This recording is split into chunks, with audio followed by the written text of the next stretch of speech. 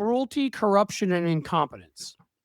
That I is like that. your simple, free buzzwords that are a narrative for everything these fuckers do. Tonight, as President Trump begins his 3-day visit to the Middle East, he says he's preparing to accept a super luxury jumbo jet from the royal family of Qatar to use as the new Air Force One. I think it's a great gesture from Qatar. I appreciate it very much.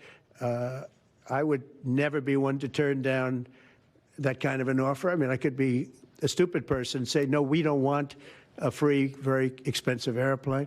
The Boeing 747-8 is estimated to cost some $400 million. Political work I did in the past, it was always quite clear. And again, I hate it because Democrats are too poll tested and too much we need to just sit there and think, how would you think about this? We don't do that. How would I think about it if my Medicaid's being cut? You know, Walmart has already said that it will have to raise prices. It's not theoretical. And the president on Friday was talking about even more tariffs, this time on Apple and others. If you talked about the cuts to pay for it all. You are eliminating subsidized federal student loans, so the government will no longer cover the interest on debt while borrowers in school. You're eliminating $500 billion in clean energy subsidies, and you're terminating early tax breaks for electric vehicles. Alongside that, you're carrying out about $1 trillion in reductions to Medicaid and food stamps. We looked at your home state, and the projection is that nearly 200,000 Louisianans will lose their Medicaid coverage because of this. How do you defend that to your constituents? To get help, to get health care when Elon Musk is getting a tax cut for his 14th yacht. How would I feel about that? Or because how would I feel if they're ripping away my Social Security because Jeff Bezos' future wife needs a couple new body parts that he needs to buy her? That would probably piss me off. And I think that the fact of the matter is that it isn't just about Trump's corruption. Sadly, I think people have just accepted that. It is insane when I deal with Republicans I know who voted for him and they try to either BS their way out of it or they go with their buzzwords that Republicans have had hearings on to give them to use over the years. They seem to all start with B.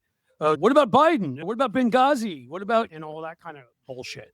Another B word. But the way you do it is, yes, you show how it is harming America. You show how it is harming you, the individual. You jujitsu it by making it that you should go to Trump voters because they've been told all of this stuff already by Donald Trump and say Donald Trump's discriminating against you because they've been told they're victims and they really are now of him.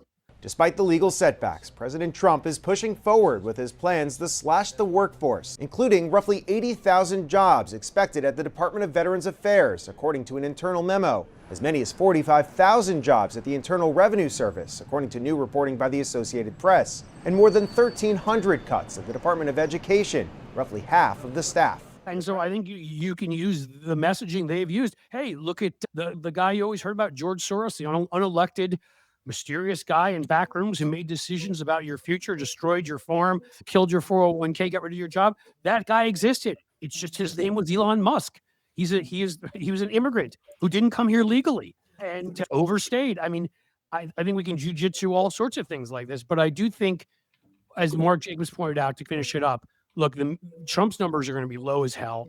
Yeah, keep banging that drum, but in the end, the midterms and before that, at the end of this year, a number of Senate races, which could lead us to much closer, will be decided not just on Trump, but the Republican brand.